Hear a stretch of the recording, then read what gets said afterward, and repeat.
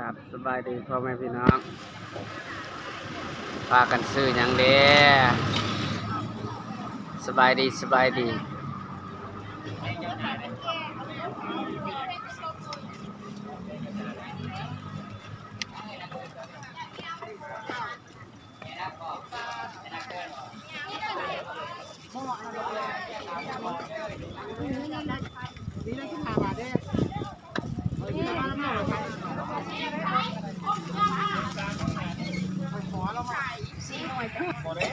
เอาว่าแต่ผู้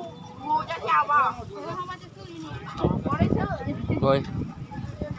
ก็ได้ที่ได้มาเพิ่มโอ้ยเอานั่นแหละเพิ่มชุดเป็นน่ะผู้ก็ต้องได้มาเข้าอะไรตามในไลฟ์บ่ยินบ่เอ้ยตามแล้วก็มาออกมากินโอเคยังเลยค่ะกระสังเมื่อคืน สั่งยัง สั่งสลิป เอาคือว่าจังสัน สีเต็มบนคอเอาขอจะกินนิดหน่อยนะเดี๋ยวไปท่อนเก็บเงินก่อนเนาะ เก็บเงินก่อนวะ เอาเงินนี่ เพื่อตัวชีให้ คนเอาเงินให้เอา มาถูก ไม่เนี่ย2 ใบ เอาเงินมาเดียวให้ 2 ใบนะ เงินเท่าบุญขึ้นมาดิผู้ใดที่แรกมาเงิน มา เท่าบุญขึ้น 2 ใบ แรกให้ชาวบ้านมาแรกผู้ใดที่แรกมาชาวบ้านแรกก็ไปหา ได้ เรา อ ละ ย่างเดียวนะ10 บาทน้าไปเล่นใช้ทุก9 บาท กดสิเป็นยัง ขาขาย โอ้ แรกเลยชื่อเป้ากิน พันละ900เลย990 ตอนมา30เฮ้ยตอนมา70เอา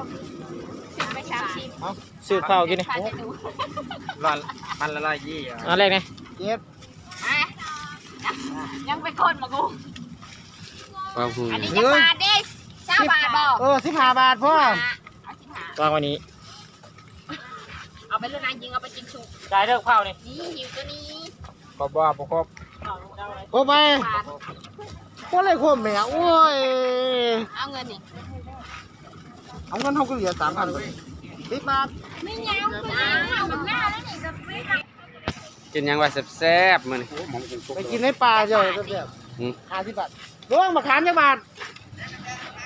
มี60กับ100 เอาจะซื้อ50นี่ไหม 60กับ100 ซื้อ50นี่ไหม ไม่มี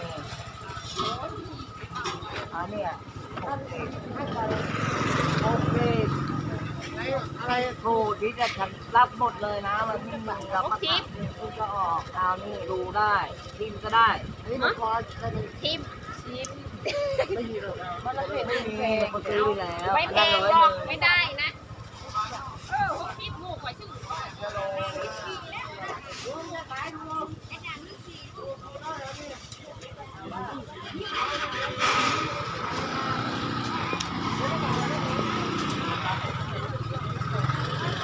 เป็นเล็กเจ้าได้หยังเลยเจ้ายางไปยางมากันเจ้าสิเมื่อเบิดเลยโอ้เจ้าบ่เฮ็ดก็ได้ดอกเจ้าบ่ได้กินหยังแหละเจ้ายางไปยางมาเด้อ60